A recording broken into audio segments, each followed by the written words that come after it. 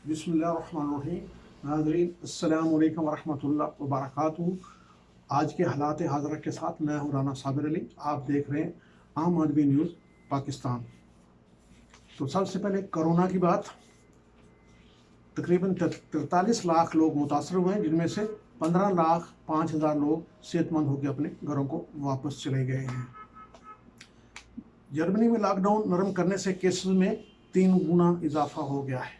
इससे पहले कि हम आगे बढ़े तो आपसे गुजारिश है कि इस चैनल को सब्सक्राइब कर लें, बेल आइकन को दबा दें, और ताकि बर वक्त आपको वीडियो की खबर मिलती रहे, और इसको शेयर ज़रूर करें ताकि ज़्यादा से ज़्यादा लोगों तक हमारी इन्फॉर्मेशन, हमारी आवाज़ पहुँच सके। जर्मनी में लॉकडाउन नरम करने से केसेस 3 गुना बढ़ गए। अब जर्मनी वाले दोबारा सोच रहे हैं कि हम दोबारा लॉकडाउन करें या स्मार्ट लॉकडाउन जैसे गवर्नमेंट पाकिस्तान कर रही, अब उसकी तरफ सोच रहे हैं। लेकिन उसके साथ साथ उनका टूरिज्म बिल्कुल बैठ गया है, तो वो बॉर्डर पे अब हालात को नरम कर रहे हैं, लोगों को विजिट के लिए बुला रहे हैं।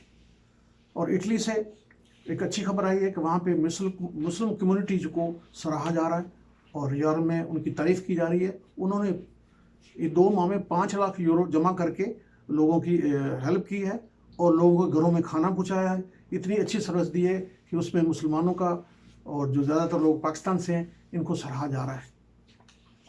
और पाकिस्तान में भी लॉकडाउन कम करने से लोगों की SOP की खिलाफ वर्जी करने की वजह से कई एक मार्केट को सील कर दिया गया है, लाहौर में भी और कराची में भी, इसलिए कि वहाँ पे इतना रश, खासकर ईद की खरीदारी में कोई एहतियात नहीं कर रहा था। किसी ने SOP पे अमल नहीं किया, किसी ने मास्क नहीं पहना, ग्लव्स नहीं पहने, और ऐसे रश लगा, बिलाखिर हुकूमत को उन मार्केटों को सील करना पड़ा।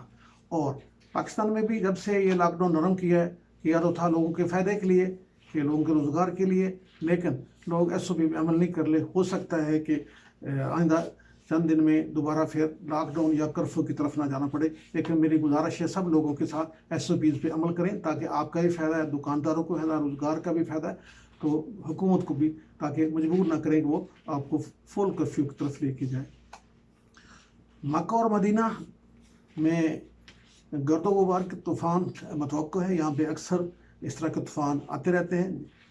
और दूसरी, सऊदी अरब से अच्छी खबर है कि सऊदी अरब में केसेस में कमी आनी शुरू हो गई है। सऊदी गवर्नमेंट ने सख्त लॉकडाउन और चेकिंग और बहुत SOP अमल दरामद करा के यहाँ पे ये हो गया कि पहले एक बंदे से 3 से 4 लोगों को ये कोरोना वायरस ट्रांसफ़र हो रहा था, अब 1 से 1 तक आ गया है और इंशाल्लाह कम होता जा रहा है। दुबई की एमिरेट्स एयरलाइन ने रवां माह की 21 तारीख से दुनिया के 9 बड़े शहरों को फ़्लाइट चलाने का आगाज़ कर दिया है, ऐलान कर दिया है, जहाँ में हेथरो एयरपोर्ट है, फ्रैंकफर्ट है, पेरिस है, मेलबर्न है, मिलान है, और शिकागो, टोरंटो, सिडनी, और ये एयरपोर्ट्स हैं जिनको 21 मई से एमिरेट्स वाले अपनी फ़्लाइट चला रहे हैं। लेकिन उस पर SOPs पे मुकम्मल अमल होगा। एक सीट छोड़ के बंदा बिठाया जाएगा। दूसरा, बैगेज की इजाज़त नहीं होगी, सिर्फ आप अपना हैंड कैरी जिसमें लैपटॉप वगैरह शामिल है जा सकेंगे। सऊदी अरेबिया में अभी अल्हम्दुलिल्लाह कोरोना के केसेस में कमी आनी शुरू हो गई है। दुबई में शेख मोहम्मद ने 212 डॉक्टर्स को गोल्डन वीज़ा दे दिया है। उसकी वैलिडिटी होती 10 साल। पहले ये दिया जाता है साइंसदानों को, इन्वेस्टर्स को, लेकिन ये डॉक्टरों की खिदमात के इवज़ उनको दुबई की गवर्नमेंट ने 10 साल का गोल्डन वीज़ा इशू कर दिया है। जर्मनी अपने बॉर्डर पे नरमी पैदा कर रहा है ताकि ज़्यादा से ज़्यादा विजिटर आने शुरू हो जाएं, क्योंकि उनके सियाती मुकाम बिल्कुल सुनसान हो गए थे।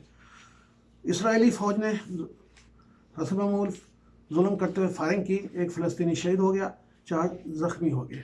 अल्लाह ताला उसे जन्नत नसीब फरमाए, और पूरी दुनिया में जो इंसानी हुकूक़ के अलमबरदार हैं उनको अल्लाह समझ दे कि इसराइल की तरफ भी देखे।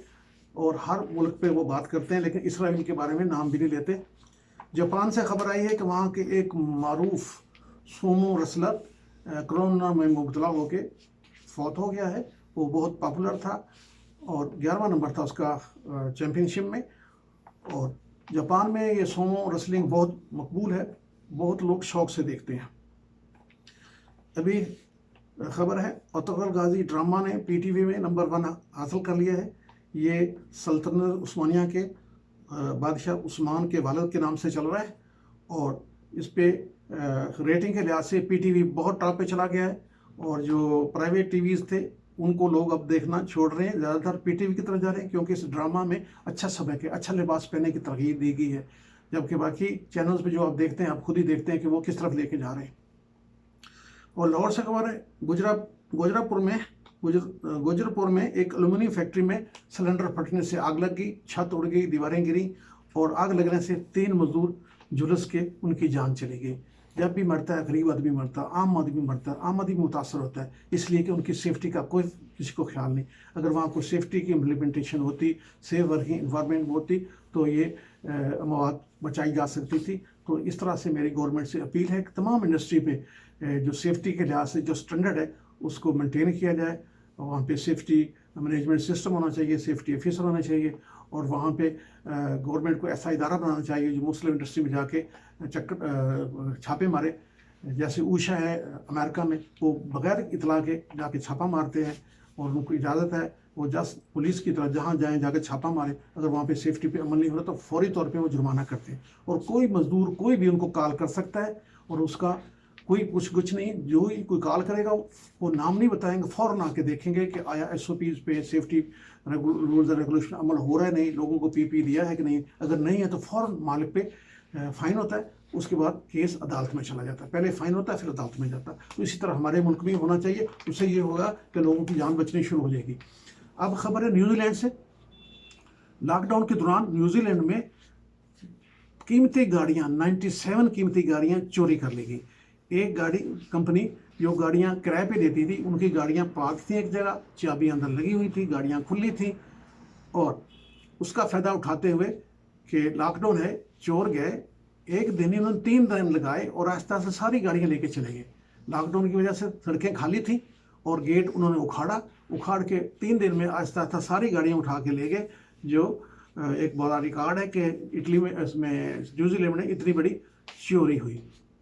और दूसरे नंबर पे एक ये भी वजह थी, वीकेंड था, उससे भी उन्होंने फ़ायदा उठाया कि लोग वीकेंड एंजॉय कर रहे थे और गाड़ियाँ किराए पे जा नहीं रही थी, खाली खड़ी थी, क्योंकि लॉकडाउन था। तो इसकी वजह से चोरों ने इससे फ़ायदा उठाया। और अब खबर है इटली से।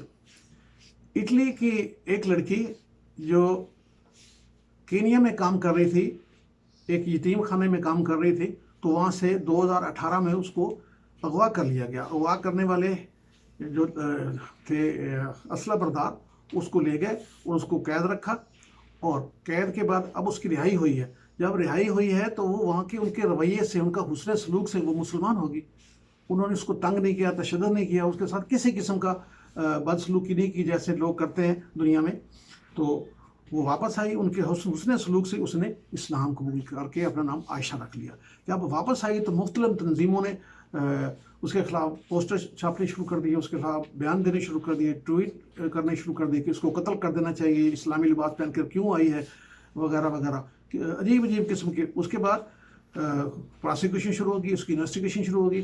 फिर गवर्नमेंट ने उसको पुलिस का गश्त बढ़ा दिया है ताकि उसको कोई नुकसान ना पहुँचाए। तो अल्लाह का लाख लाख शुक्र है कि उनको ये दहशत कहते हैं, लेकिन उनके उसने हुस्न सलूक से एक तालिबी लड़की, क्रिश्चियन लड़की, मुसलमान होकर इस्लामी लिबास पहन के अपने वतन पहुंची है। ये रिकॉर्ड है। कभी भी किसी की जेल में, हाँ इसराइल की जेल हो, किसी और की जेल हो, कभी किसी ने ऐसे अपना मज़हब तब्दील नहीं किया। ये सिर्फ तब्दील अगर हुआ है तो सिर्फ उनकी हुस्न सलूक से। एक मिसाल अफ़गानिस्तान की है। वहाँ पर एक लड़की अगवा कर ली गई थी जो आई थी इंटरव्यू लेने के लिए।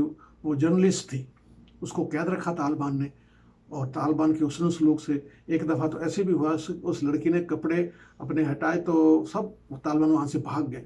लेकिन वो तारीफ़ करती हूँ तालिबान की कि इन्होंने मुझे किसी भी किस्म की तकलीफ नहीं दी, और वो भी मुसलमान होकर वापस चलेगी, और अब उसको देख के और लोग मुसलमान हो रहे हैं। इसके साथ ही आज का हालात हज़रा हम ख़त्म करते हैं। कल फिर बात होगी। अस्सलामु अलैकुम व रहमतुल्लाहि व बरकातुहू।